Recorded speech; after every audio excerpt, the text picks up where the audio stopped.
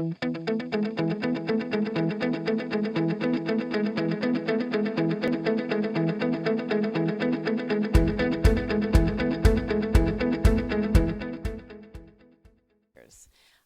and gentlemen, please help me in welcoming Pete. Thank you. I think I've got the mic. All right, well, thank you. Thank you for the introduction. I'm really delighted to be here. And it really is a wonderful occasion to talk about Wikipedia because we are celebrating that 15th anniversary. The official 15th birthday was the 16th of January. And we celebrated that actually around the world. So actually, before I get to that, I just want to point out here, if you're following along on your laptop, I've got a couple of links here. So I'll just pause on this slide for a moment. If you want to pull up these slides, they'll have various links that I'm talking about throughout the talk. But anyway, and I will have these again at the end of the talk in case you miss it. So I just have a few photos to start out with. This here is a cake that they had at their birthday party in Tehran, which I believe was the first Wikipedia birthday celebration as the day kind of rolled around the globe. It's something that when we have like events in the Wikipedia world, it's fun to see people talking about what they're doing in local places, typically starting off in somewhere like Malaysia or in this case Iran, and then it kind of rolls around the globe as the day goes on. In Rio de Janeiro, they celebrated by writing some Wikipedia articles together. And in San Francisco, we had a panel discussion and we talked about social justice and journalism and how Wikipedia relates and both disrupts and also augments various institutions throughout society. And we also had some fun. We do have fun once in a while as well. So what I really want to talk to you about today, it really starts with the vision statement, which is, it's based on a quote from Jimmy Wales from the early days. It's slightly refined from that. Imagine a world in which every single human being can freely share in the sum of all knowledge. That's our commitment. So when you take a statement like that, and I think especially in the modern age with the internet, there are a lot of concerns about what happens with knowledge, right? Over here I see a DuckDuckGo t-shirt. The other day, I'm new to Raleigh. I was walking around, and I found myself walking past the Red Hat offices. So I think open source, privacy, there are a lot of questions on people's mind as the internet rapidly evolves about is information going to be shared in a way that's equitable, in a way that's fair, in a way that all of society benefits from technology rather than just the privileged few. So I think when you take a statement like this and you just maybe hit a sweet spot in history, which I think there is a bit of luck involved in Wikipedia, you get a lot of people excited about it. So this is actually a photo from Wikimania 2012, which was in DC. So that was, at the time, I think it was the biggest of the annual conferences that we've had, although I think there have even been bigger ones since then. But actually, this is only a tiny fraction of the people who edit Wikipedia around the world.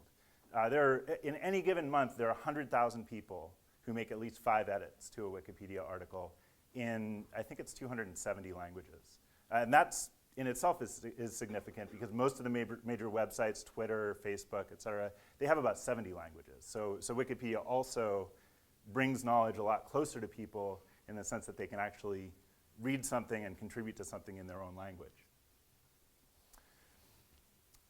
So, this 15-year anniversary is a significant one for me. It's also my 10-year anniversary of editing Wikipedia.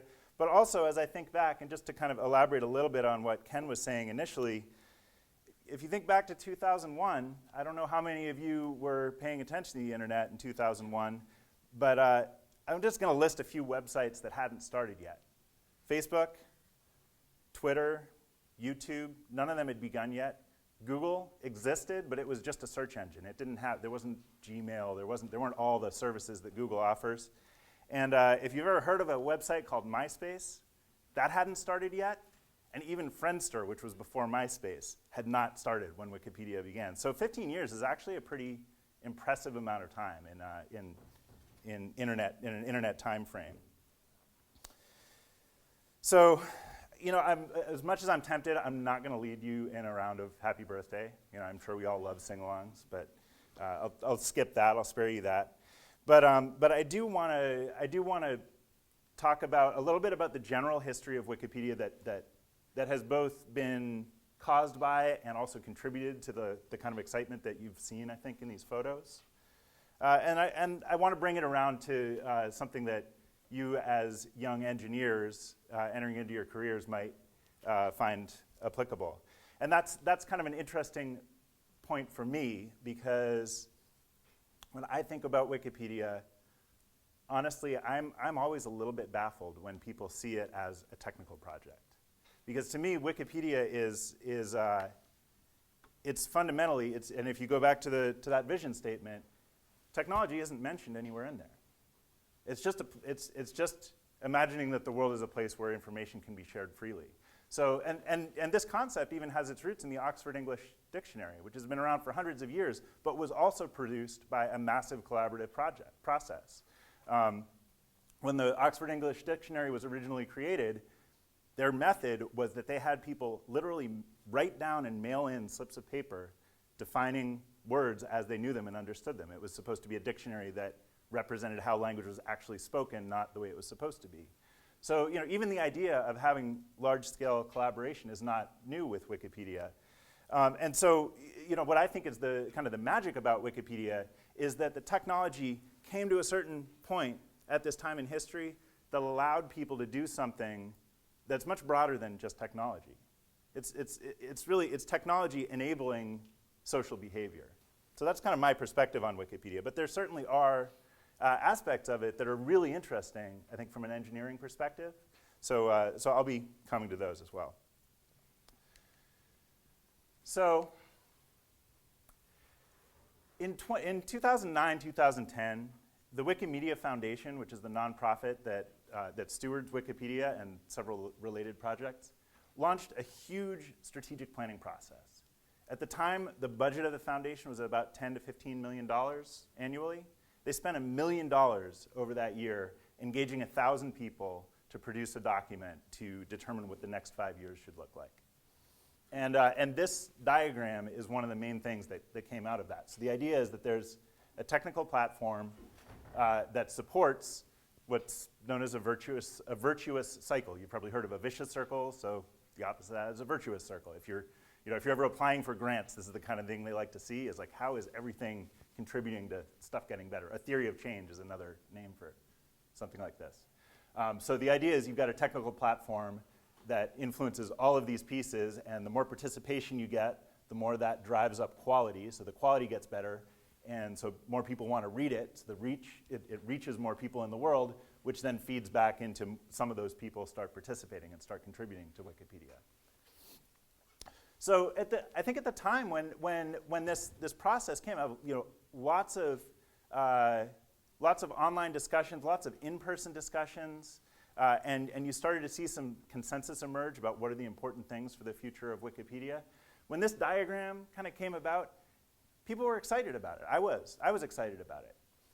But the more I've thought about it recently, and in light of some of the things that have happened in the last few years, it struck me about a year ago that this diagram really could apply to any major website, right? Any of the top websites, YouTube, Facebook, Twitter, even Amazon, even eBay, is based on a technical platform.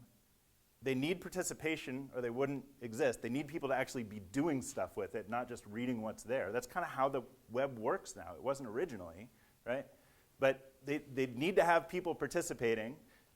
That is going to improve the quality. If it's a marketplace like eBay, the more stuff there is for sale, the more people there are buying, the better it is for everyone. And the more that drives the reach, the more you sort of own that market. So the more I reflected on this, it's not capturing what's unique about Wikipedia. And so I really started to think about what could be different that would do a better job of that. And this is what I came back to. This is my great graphic design skills here. If anyone wants to hire me, I've got business cards. So I brought in our Wikipedians again, and so if you put community at the center, it's really just as accurate. I think technology is, of course, a huge part of it, but I think you can imagine technology exists throughout this entire diagram. Right? At every piece of it, there is a technical aspect to what's going on. But really the thing that's unique about Wikipedia is those tens of thousands of people that are writing articles, they're writing software, they're editing each other's articles, challenging the citations that someone is bringing, going through peer review processes, they're electing administrators. They're even forming organizations like the Wikimedia Foundation and the various chapter organizations in different countries. More and more, there are thematic organizations like Wiki Project Medicine, like the Wiki Education Foundation that focus on specific ways of improving parts of Wikipedia content or reaching certain communities like doctors or med school students. So I think this is maybe a better image if we want to just sort of think about what's unique and special about Wikipedia. And I'm going to just take a moment here. So I went through some of these a moment ago, but just to kind of recap and give you an idea of what all of that social activity is that produces this huge encyclopedia. The way that an article develops, and if you do look on the slides, you'll see links to support some of these things. So the life of an article, an article will typically start off as just a couple of sentences, maybe one or two references, and then gradually over time, a number of different people will contribute to it, and it'll grow and it'll shrink. And there's some cool visualizations. If you look on YouTube, you'll find people have done like time lapses of articles. But so that's what I think of as sort of the core collaborative activity of Wikipedia. But then, you can generalize a little bit on that. There are peer review processes within it where if you really do a lot of work on an article, you can submit it and get basically a stamp of approval that it's one of the best articles on Wikipedia. There's also writing and refining the policies that govern Wikipedia, right? There are disagreements all the time on Wikipedia. Wikipedia is about everything. So of course there are disagreements. You get, Palestine, global warming. Is it global warming or is it climate change? Abortion, like the most controversial topics there are in society, those are all going to be on Wikipedia. So, those are the obvious ones. But then Wikipedia generates its own sort of strange and esoteric disagreements that are, sometimes amusing, sometimes really important, but you never would have thought of it. So writing the policies that help a really diverse group of people figure out how to work together is another important kind of collaboration. Detecting plagiarism, right? When someone comes and logs into the site for the first time and what they paste in something that's clearly off a website or from a published work, it's important to be able to catch that and delete it. Electing administrators to enforce all of these kinds of things. There's on English Wikipedia and some of the other bigger language editions of Wikipedia, there's an arbitration committee. So when people really can't work out their differences, there's actually an elected body of volunteers to work through that. And then on the more technical side, there are bots that do all kinds of things on Wikipedia. There's actually some really good research out there.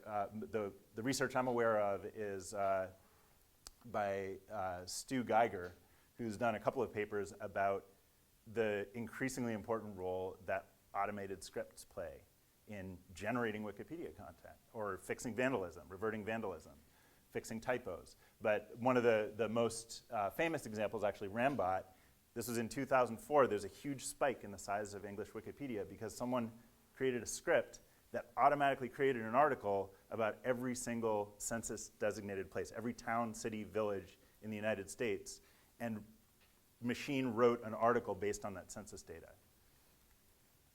And then there are gadgets, which are ways that if you know just a little bit of JavaScript, you can write things into the preferences of Wikipedia. You can make it, you can build tools that people can turn on and off in their preferences that help them browse more easily or edit more easily, things like that. And then finally, partnering with institutions. So I already mentioned the Wiki Education Foundation and the Wikimedia Foundation's Wikipedia education program. So they work with universities. I've actually got some materials up here, if you're interested, that cover some of this work, which basically supports professors. Is there anyone here who's had to work on Wikipedia or had to do something in depth with Wikipedia as part of their course? Yeah? Maybe in the Q&A you can tell me a little bit about that. I'd be interested to hear what you guys are doing here. But the theory there is that Wikipedia can be a really useful teaching tool. So if you're participating on Wikipedia, you can learn things from that you might not be able to learn in a traditional classroom setting. GLAM is a popular acronym in the Wikipedia world. It stands for Galleries, Libraries, Archives, Museums. So these are all institutions that we see as very strongly aligned with what Wikipedia is trying to do. And so there are lots of people who like to work with say, a museum and help them improve the articles about their holdings or about the artists represented within their holdings. And put together events where curators are coming together with local Wikipedia volunteers and each teaching each other something. The more organized versions of that are known as a Wikipedian in Residence, which did start with museums, but now there are actually universities and nonprofit organizations that have Wikipedians in residence as well. And finally, the work that I do in my consulting business, I work with companies that a typical project will be that they want to improve their own article, but increasingly, I work with companies that actually want to work on something that's general to their industry, so that they're actually improving the understanding of the space that they operate in. And so in the work that I do, I only work with companies that are willing to be completely upfront about their connection to the company and be very collaborative in their in getting feedback on their suggested edits and things like that. But they still need a lot of help learning kind of the ins and outs, both socially and technically, of how to contribute to Wikipedia. So, okay, we're doing all right on time. So here's a diagram I put together to indicate something. I think this indicates some of the important social dynamics in the Wikipedia space. So there are lots and lots of different roles as we just looked at, but these I think are particularly important ones. You have a lot of people, and this is really where I come from, who are volunteer writers and editors. They're interested in a certain topic, and so they decide to start working on Wikipedia to, either as a part of learning more about it or as a part of sharing what they already know, or a hybrid of that. And then I put volunteer engineers. Engineers is, a pretty general term, but more technical people, and that really ranges from like the things I discussed before, like coding bots and gadgets, to writing the open source software that drives Wikipedia, the MediaWiki software, which I'm sure you've probably seen on lots of other websites, right? You go to a website and it looks kind of like Wikipedia. That's because it's running the same wiki software that's produced for Wikipedia. And also just the operations, just keeping the site online and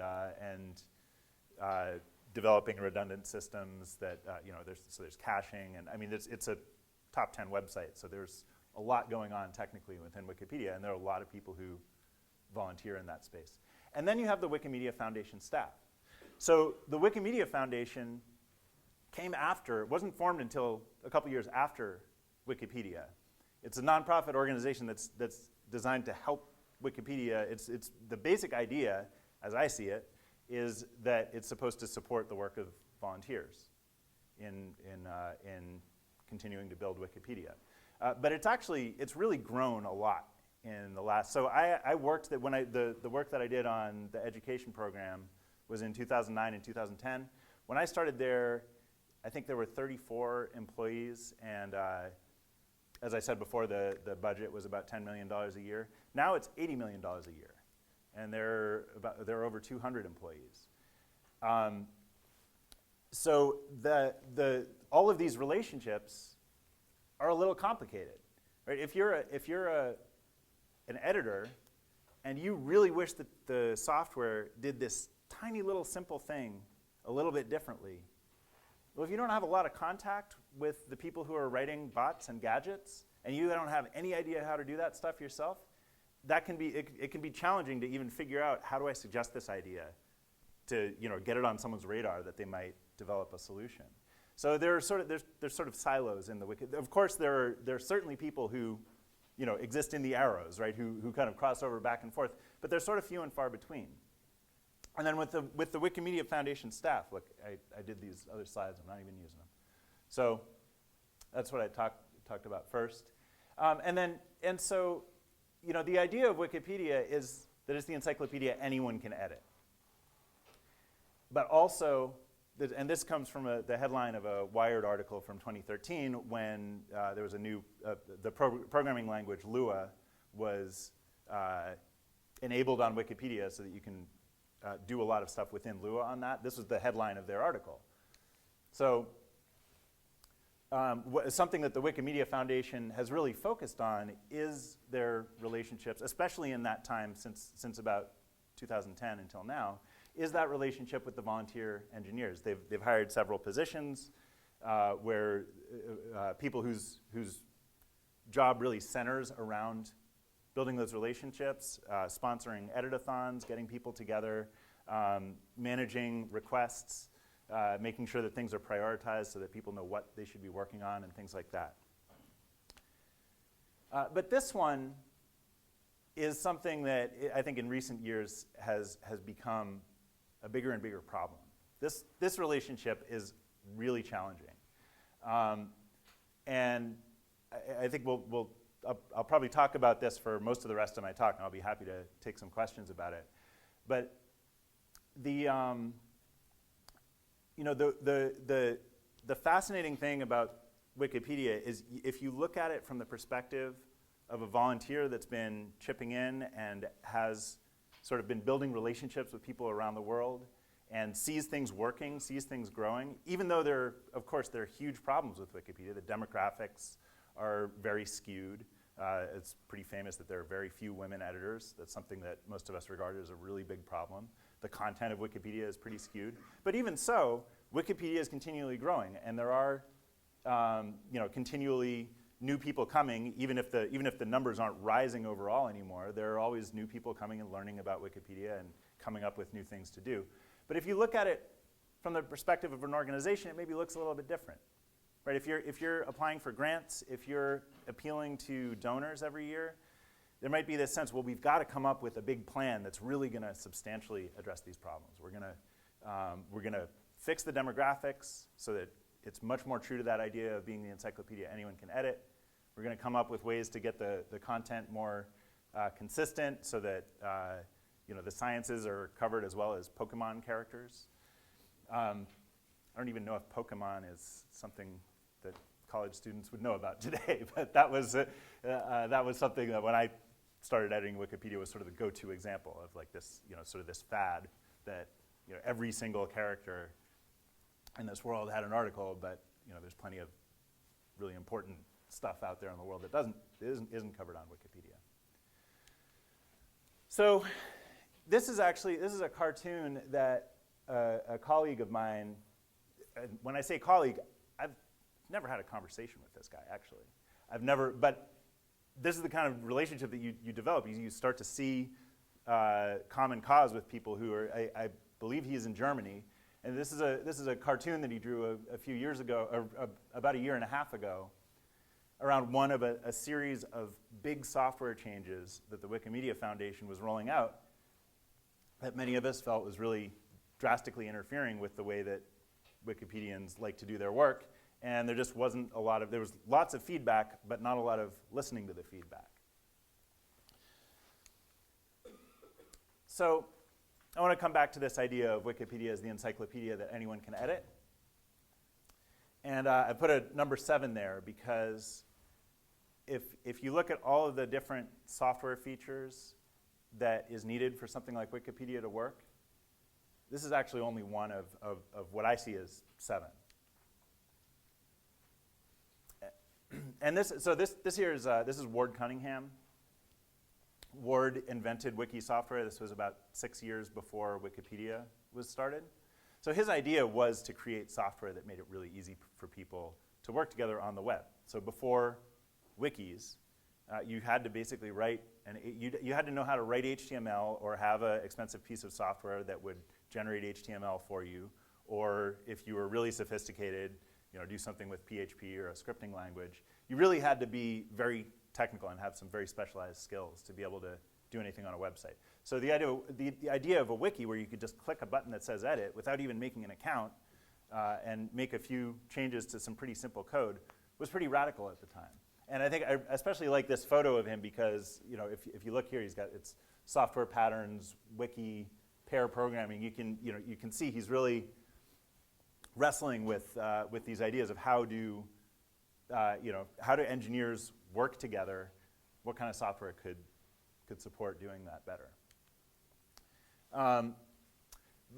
So when the wiki was first invented, it really was pretty much number 7, was really the main one, was just that edit button and to be able to make a change. But these things all came along as wiki software evolved. Some of them through Wikipedia, some of them through other wikis that existed prior to Wikipedia.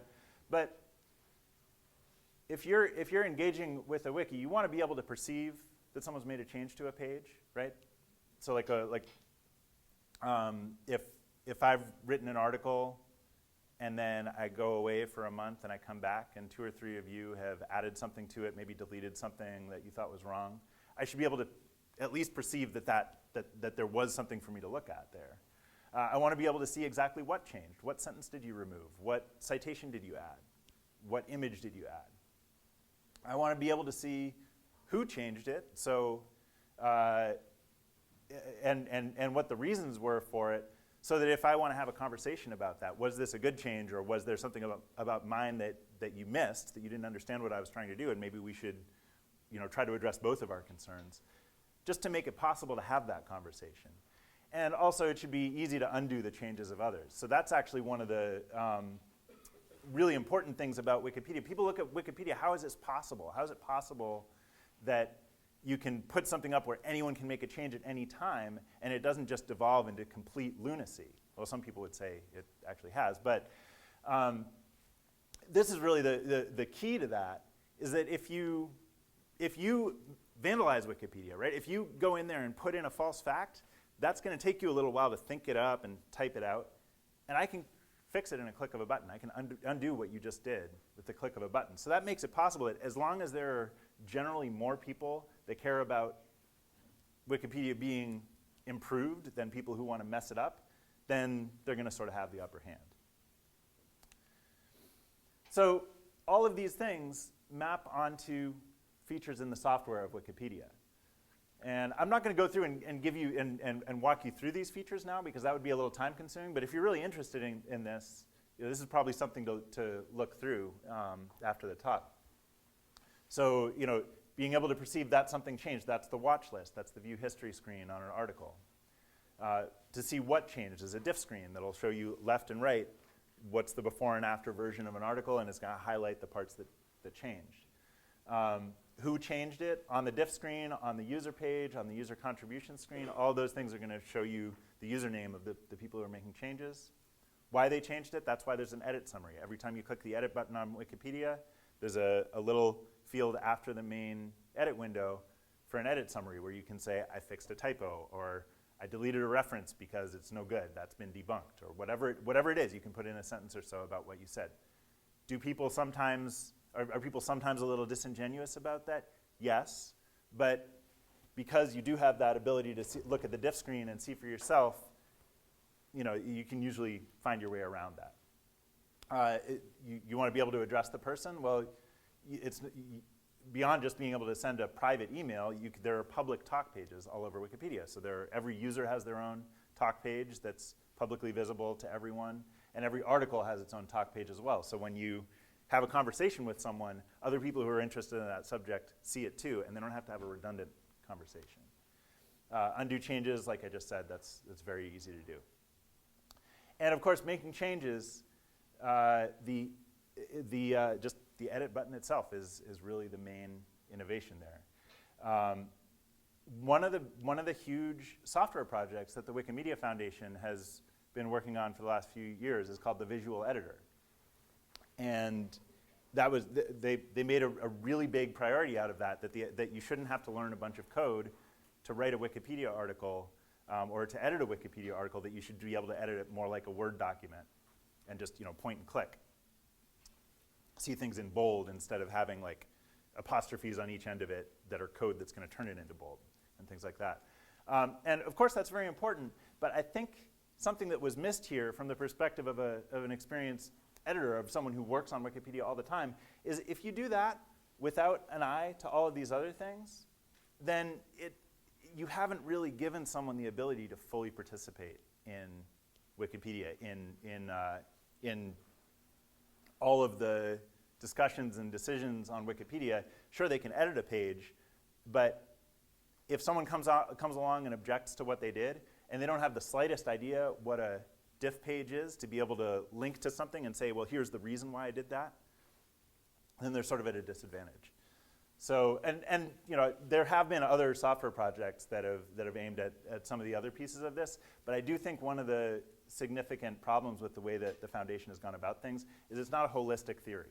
It's not a holistic theory of how to improve all these things in a way that they connect well with each other, and B, and this is really a big challenge with a huge collaborative project like Wikipedia, is they could come up with a very sophisticated, unified theory of how to improve all of these things with expert input, but if they don't have the buy-in, if they haven't designed that roadmap in a very public way with a lot of participation, then there's going to be a lot of suspicion around it. And often that suspicion is actually going to be justified because Wikipedia is so complex, they will have missed things, right? So there are just really big design challenges around Wikipedia. You need to be able to do really big participatory public processes,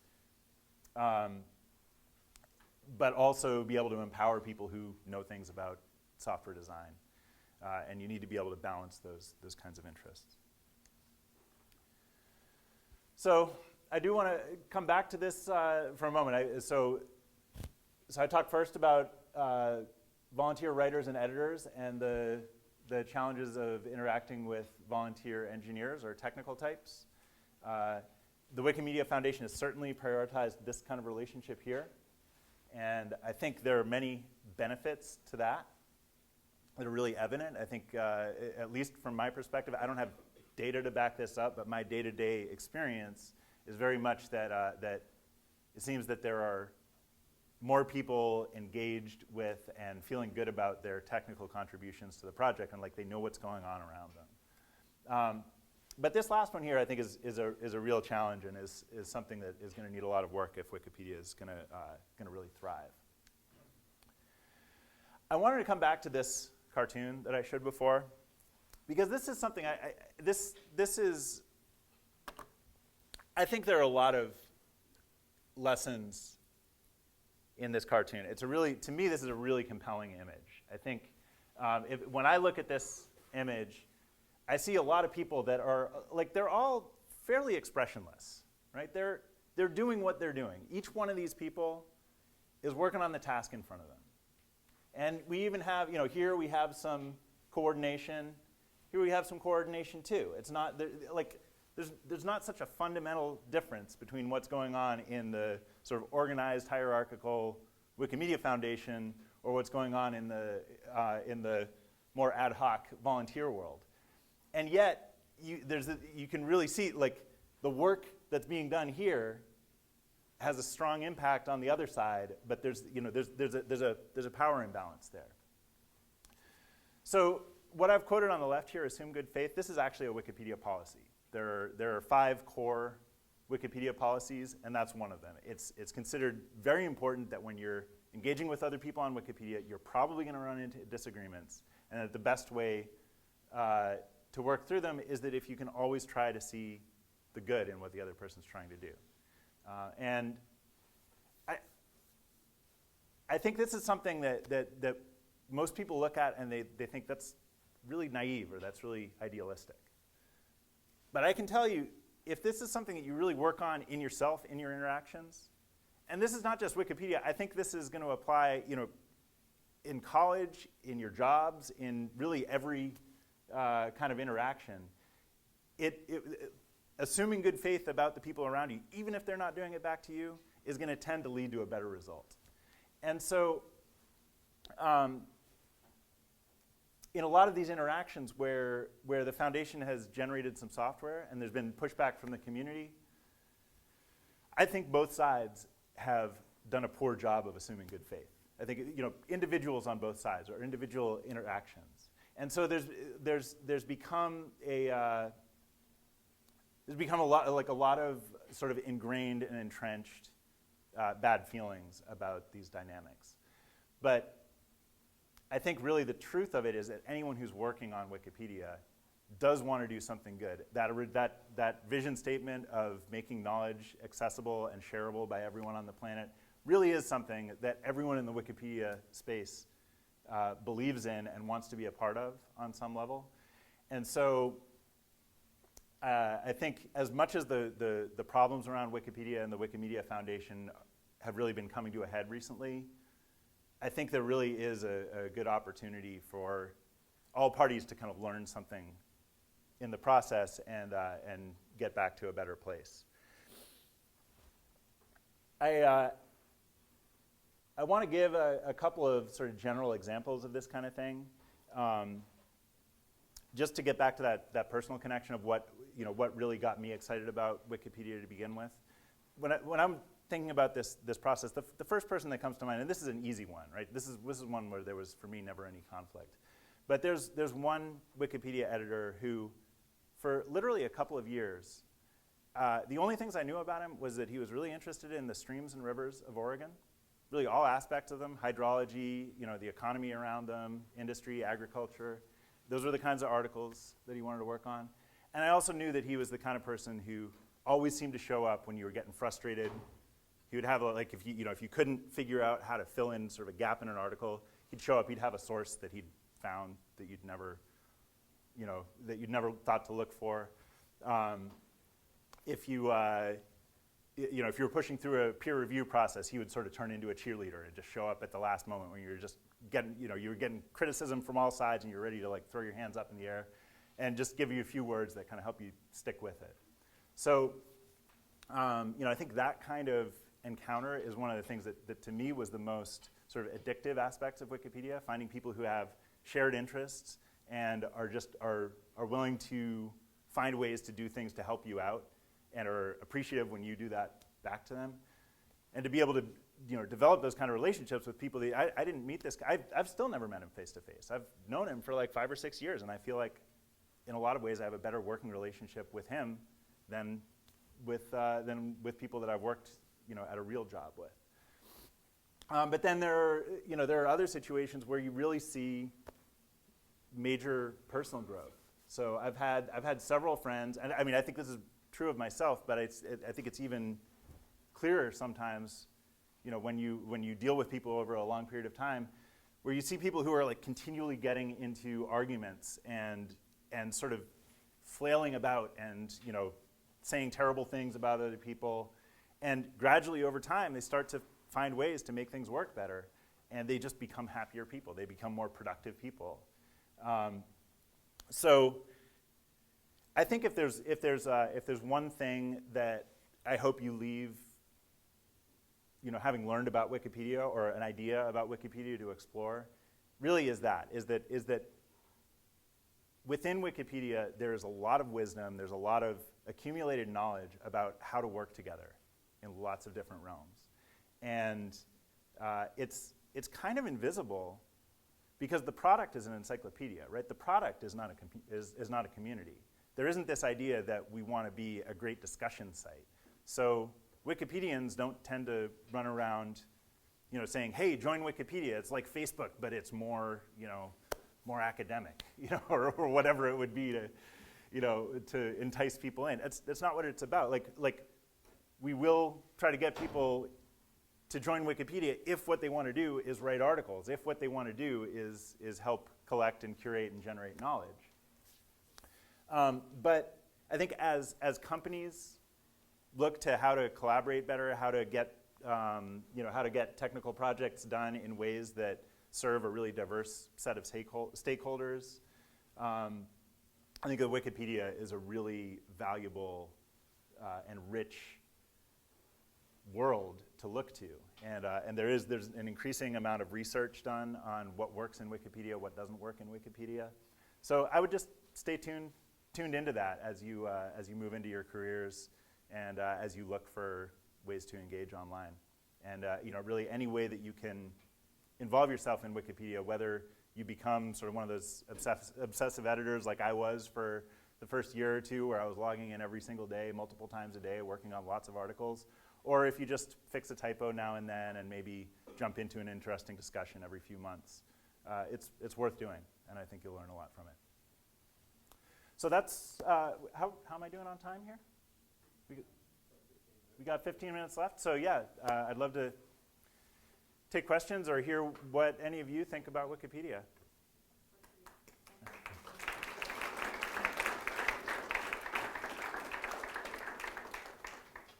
If you have a question, if you'll raise your hand, our ambassadors have microphones, and they'll bring those. We want to capture your question on video.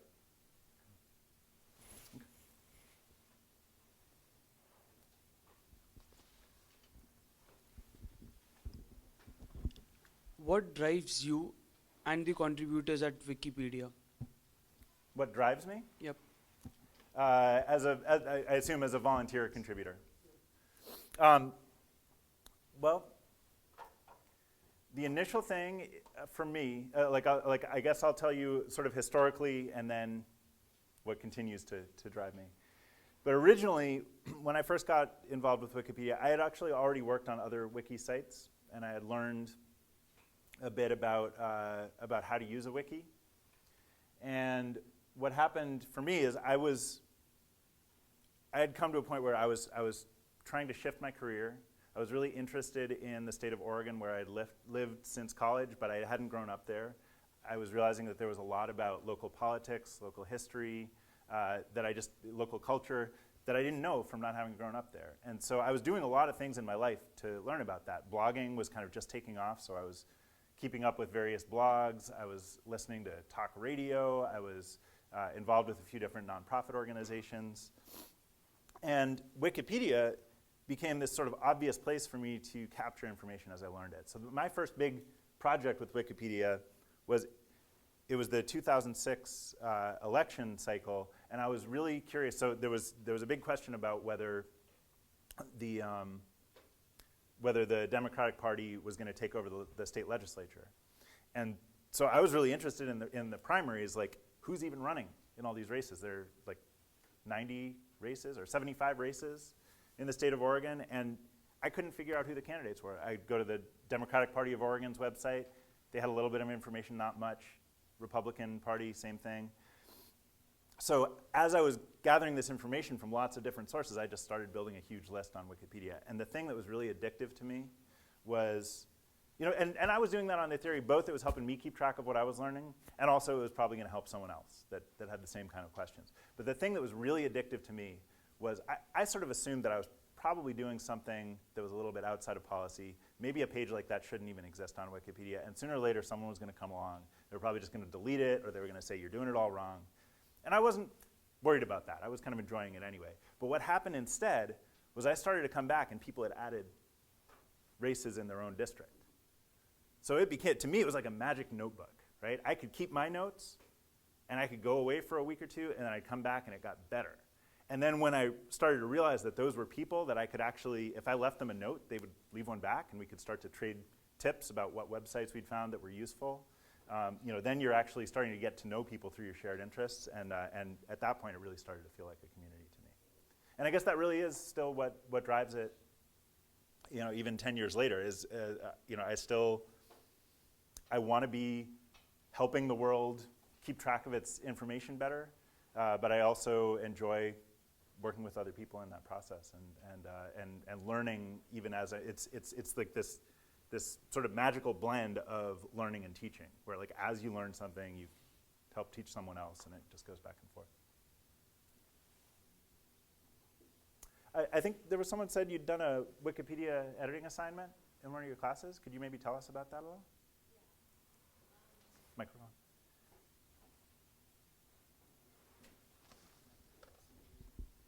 We actually had a class that was all about Wikipedia. So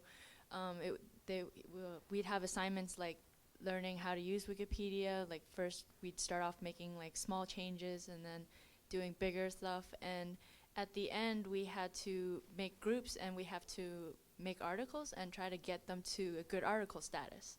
And so one of the ones we actually did as a class was the Hunt Library one. So you can go in and look at that one. I think we did it in like 2013.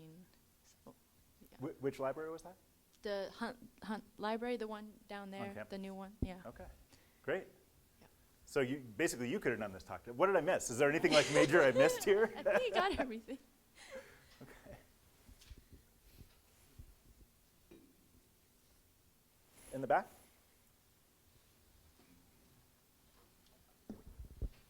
All right. So as a really experienced Wikipedia user, is there some sort of feature or something that you feel like is missing or some weakness that you've identified? Wow, that's a good question. I feel like there's an endless list. I think one of the ones that I encounter on an almost daily basis is the diff screen that I described that shows the before and after. Between it's like track changes more or less. For simple edits, it's perfectly fine if someone just fixes a typo or replaces a sentence. But if someone has done like 5 things throughout an article, has like moved a paragraph from here to there, and and really made substantial changes in different places, it's very difficult to look at it and actually make sense of what you're looking at. And there are ways, like there's people have come up with innovative ideas about how to present that information better, but it hasn't made its way into the core software. Yep. So you talked about this. Let's get the microphone. You talked about the bots helping facilitate Wikipedia. Have you ever had a bot that helped vandalize Wikipedia, or that was built to vandalize Wikipedia? It's a great question, and actually I don't want to say no, because Wikipedia is so vast. It could well be that there's some famous case out there that I just haven't encountered. But the process of how bots are deployed is is really geared around making sure that they're actually doing something useful. And it's actually, I think the more common case is when if someone has an idea that someone who's maybe new to Wikipedia or new to a certain topic area thinks, oh, it would be great if we could just add, I don't know, add like the spouse of every politician to their article, but maybe it turns out the database that they're drawing from is inaccurate, and it's confusing like people with the same name that's like a politician and a football player, So it's like well-intentioned edits that would actually do damage. I think that's kind of more the concern that the process is designed around. And so basically, you have to be, before you can run a bot, you have to be approved. You have to, I'm not even 100% up to date on the process, but there are ways of, like, both the person can be approved to do certain kinds of things with bots at their discretion, or a specific bot can be approved. So you can't really deploy something without there being several people thinking it through and thinking through the unintended consequences. And then also, once it's deployed, it's usually done in incremental steps. So even if it's the kind of thing that you would love to have doing 100 edits a minute, you're probably going to start it off doing 50 edits, and then you're going to look at those edits, and a few people are going to make sure that it came out the way you thought it was before you increase the frequency. You gave a quote. You said like 100,000 people per day make at least 5 changes. Is Per that month. accurate? Per month? Yeah. Per month. Okay, thanks. And that is a pretty arbitrary number. It's there are 2 numbers that are tracked closely by the foundation, which is that one, which is known as an active editor, and very active editors is if you make 100 edits per month. And there's actually, there's some robust discussion around, like, are those the right numbers? I think there's been kind of increasing interest in the very active editor designation recently, because I think it turns out that the very active editors are kind of the glue that can hold a community together. So in a very small wiki, like an Indian language that doesn't have a whole lot of speakers, you're going to need sort of a critical mass of people who are really logging in every day and keeping up with every discussion that helps it feel like a community, so that when other people come, it doesn't feel random every time they log back in. The website says it's like 3-point-something changes per second. Mm-hmm. Yeah, and actually, I'm realizing I did misspeak. That the 100,000 figure is actually outdated. I think it's now, it's dropped substantially. I think it's more like 70,000. But when I say, so I do like to say that it's hundreds of thousands that have built Wikipedia, because that's cumulatively over many years, and also the people who didn't make as many as 5. So that hundreds of thousands of people have built Wikipedia, but to be more precise, it's I think about 70,000 a month that do 5 or more. You mentioned local politics a little bit when you were touching on Oregon and your experiences there, and I've noticed that there's really a dearth of information about a lot of smaller local political races, and I wondered if you thought Wikipedia could play a particularly critical role in kind of disseminating that information when it's so hard, when maybe your only source is the local newspaper. Right. Or like how Wikipedia could maybe do that even a little bit better. Well, I do think it's an area where Wikipedia can play a very useful role, and I say that I feel that it really has in Oregon. Some of it is going to be, the internet has just generally been, more newspapers are online. There's a lot, the Secretary of State's office has more information online. That stuff has improved over time. But I think one of the really important things about Wikipedia is that it serves as a really valuable mirror of, I don't know if mirror is the right word, but when your purpose is to capture information for the long term, you're going to tend to notice things that other people don't. So if like a newspaper runs a correction to a story but doesn't state that there was a correction, just changes it on the website, a Wikipedian might be more likely to notice that and maybe make note of it in the Wikipedia article. You're going to be more aware of tools around things like that, like the Internet Archive's Wayback Machine will actually archive many, many, many websites at a certain time, so you can actually see, if you think that something was in an article when you saw it 3 years ago, but now you go back and it's not there, you actually might be able to go back and see. And so there's sort of this growing knowledge of how to deal with the technicalities of knowledge on the internet and off the internet that sort of grows on Wikipedia. So I think local politics is a place that is a topic area that can really benefit from that.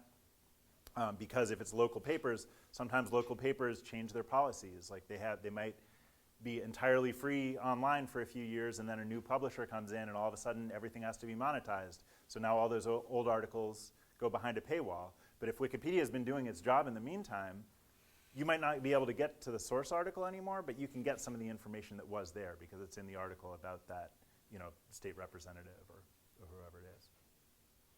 Yep. Microphone.